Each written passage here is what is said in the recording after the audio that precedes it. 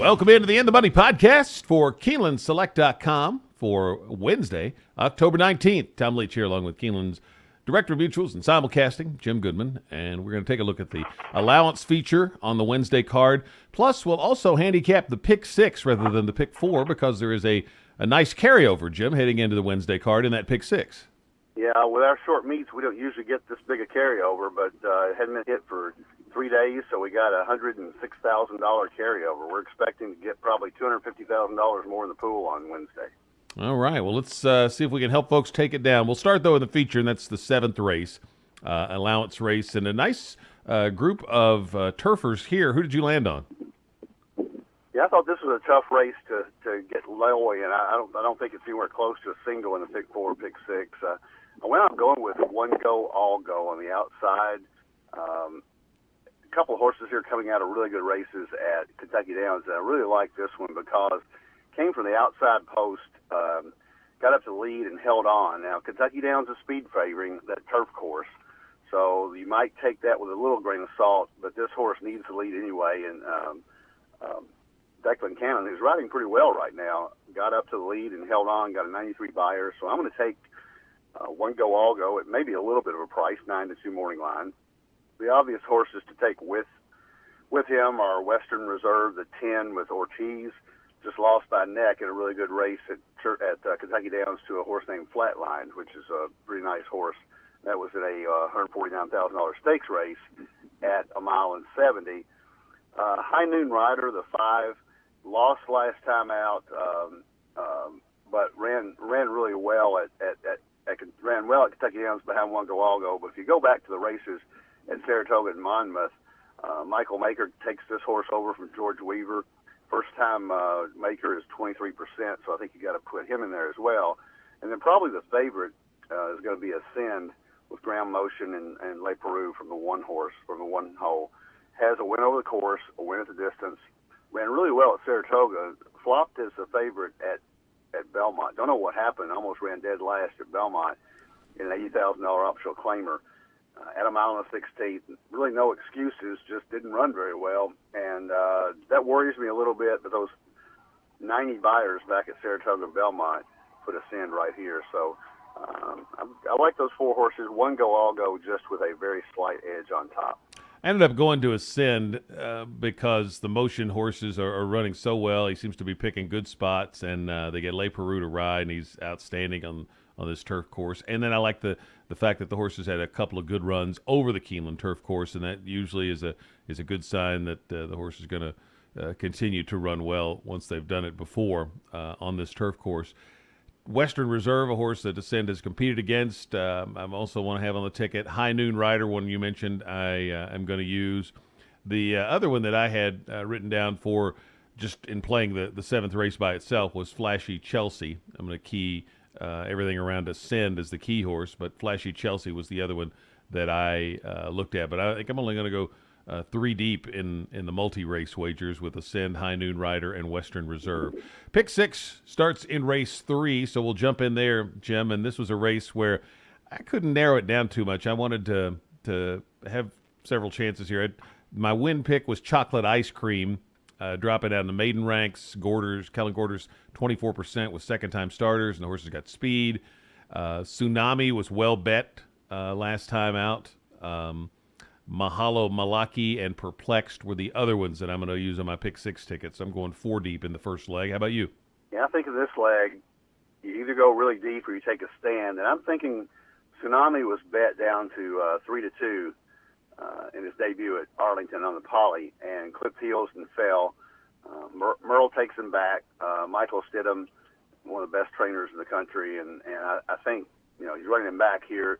He dropped him to 50,000. That's not really a desperate drop. If the horse, $7,500 stud fee, so they don't have that much in the horse, and a $50,000 drop doesn't bother me that much. So I'm going to take a stand with Tsunami and hope to get past the first leg. I think this is a good first leg of the pick six because you will be able to see on these couple of first-time starters how much the public likes them. And one you might want to look at just because Giroux took Mount is Ammo for an unknown trainer, but he is 2 for 13 this year, Glenn Brookfield. So Don't know why Giroux took that mount unless maybe that horse is live. I'm going to take Tsunami as the 9 as my start-off single for the 6-6. The fourth race, I ended up going even deeper there. I went 5 deep. Sage's Epiphany was my win pick. I just didn't have a strong opinion on this race, and this one looked consistent. And I like that Jose Ortiz is taking the mount for Colebrook, who won a race at the end of the Sunday card. Legend of the Kitten, Place de Vesage, if that's how that's pronounced. Veblen Good. Anything you can do, all of those I'm going to use, so I'll go 5 deep. How about you? Yeah, once again, this is a tough race. I went on the inside with Sage's Epiphany for Ben Colebrook, who won a race at 28-1 on Sunday, part of this Pick 6 carryover. Veblen Good with Eddie Cadaley, a lightly raced horse coming out of Saratoga with a decent effort on the turf. And then I don't know how to pronounce this horse either, but I'm going to take him too. Place de Vogues. You need to look that up on Google and see what that means.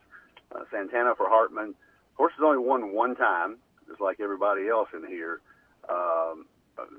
They've won very few, but only 1 time but 6 seconds. So it's been very competitive at Churchill, Oaklawn, Del Mar, Kentucky Downs.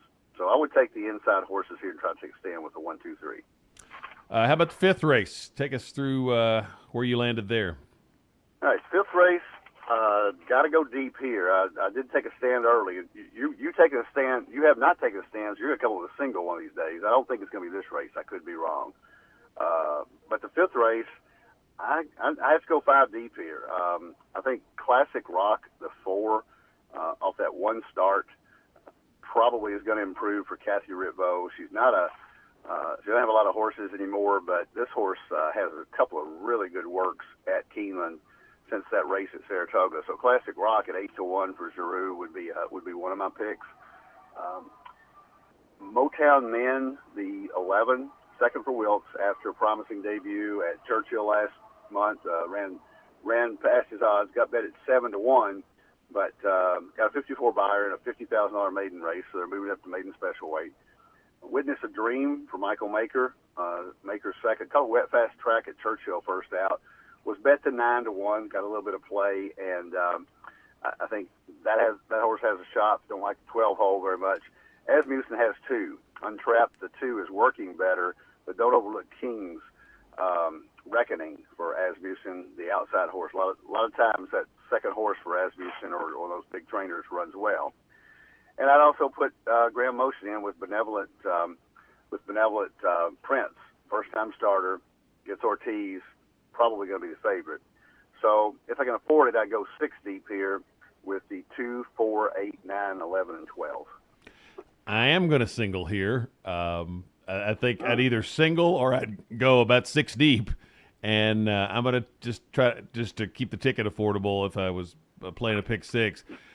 Take a shot with Untrapped for Asmussen for 2 reasons. I like 2-year-olds that have been purchased earlier that year. I think folks are looking for a quick return on the investment, and especially I like them when they went for a high price. And this one sold for a little over 12 times the stud fee at the 2-year-old sale earlier this year. And then that last workout of 58 and change here at Keeneland, very uncharacteristically fast for this trainer. So that combination of factors, I'm going to think Untrapped is ready to fire. Asmussen Barn hadn't been that hot, but this looks like one that looks like the horses they unveiled at the fall meet last year when he had some good ones. Let's move to the 6th race. I did have a single here as well, so I'm going to have back-to-back singles, and it's Pinson. Got a big class edge and big drop in class, but it's the Ramsey stable, and we've seen them drop theirs in class before to get a win with a horse, and this one's run well at Keeneland before. If you wanted to go one more, you might take a look at Going Strong, who finished behind Pinson last time, but is 1 for 1 at Keeneland. But I singled Pinson. How about you? I did too. I thought this was the most obvious single in the card on numbers and class. Took a shot at the West Virginia Derby after 2 good races at Churchill. First time as reclaiming price gets Giroux. Probably going to be 4 to 5. If you don't like that horse, my second choice would be Got Some Mojo for Stidham and Merle. Merle's 21% with Michael Stidham, This horse is very steady, but just not as quick as the top one. If that $30,000 claiming price is a true drop, and it's not just Kenneth Ramsey wanting to get a win, Pinson might be a little over the top. But that would be my second choice if you want to go to. But to keep the ticket fairly affordable, I would single the 4 as well. We've already talked about the 7th. I'm going to use the pick 6 and a pick 4 ticket, Ascend, High Noon Rider, and Western Reserve, 3 deep. How about you? I would go 1, 5, 10, 12. I would go Ascend, High Noon Rider, Western Reserve, and my top pick, 1 Go, All Go. And to the 8th race, and in here, I had 4 horses written down. Lucy's Revenge, Judy, Cowgirl's Prey, and the one I like best, Lime Martini. Now, the way I'm going to structure my pick 6 ticket is 4 by 5 by 1 by 1 by 3, and then if you go by 3 again and use the 9, the 8, and the 4, you'd get a $360 ticket. If you want to trim that down, you could single another horse here, and it would be Lime Martini for me, and you could get it down to a $120 ticket. And the reason I would single is this: Corey Lannery's riding. There's no other rider in this field that has more than 1 win at the meet. So it's kind of a Corey Lannery agent bet for me that he's got his riders far and away got the most wins of any of the riders in this field, and I'm guessing I would bet that he's put him on the best horse, Lime Martini, number 9. How about you? Yeah, it's an interesting angle. I didn't use Lime Martini, but I might throw him in there if I play this ticket. My first pick was Judy, the moving up in class a little bit, but really ran well at Ellis Park. And the Ellis Park horses, even though you're looking at a $4,000 claiming race, they're a little bit better than they used to be. The purses are better. Came to Churchill and almost won a $5,000 claimer and was the favorite there. So I like this. This is not a great race. It's a $7,500 claimer. It's pretty wide open, so it might be a chance for us to carry over the Big 6 again. But I'd take Judy on top. I would take Cowgirl's Prey as my second choice for Glenn Wismer. Coming from Presque Isle Downs, synthetic dirt is a question mark, but the Presque Isle horses are usually in shape. And Lucy's Revenge would be my third horse for Michael Bryan. Ran pretty well in Indiana a couple times, ran a little bit better on the turf, but had a dirt race at Churchill, dropping from 10,000. So this is back to her best level. So I would use the 4, 6, 8 here. So my ticket on the pick 6 would be 9 with 1, 2, 3, with 2, 4, 8, 9, 11, 12, with 4, with 1, 5, 10, 12, with 4, 6, 8, and that's $108. And then my pick 4 ticket, the race where I singled and trapped in a pick 4, and this could be a way to if you bet the pick 6 and you lose out, you could come back and try to hit a pick 4, and I would go very deep in there. Then I'd take Untrapped, but also the 4, 6, 8, 11, and 12 single Pinson. Go the 3 deep in the feature, and then 3 or 4 deep, the ones I mentioned in the last leg. So that's always a way you can kind of rally if you get knocked out of a pick 6 early, is come back and catch up with the pick 4. Yeah, there's a reason we put those extra wagers in there, so we can get your money after you're knocked out of the other one. You could also bet a pick 5 if you get knocked out of pick 6. There you go. Pick 5 starts in the 4th race, and you can do that for 50 cents, which is nice. You can, and it gets a lot more affordable. I was just looking at my pick 6 ticket.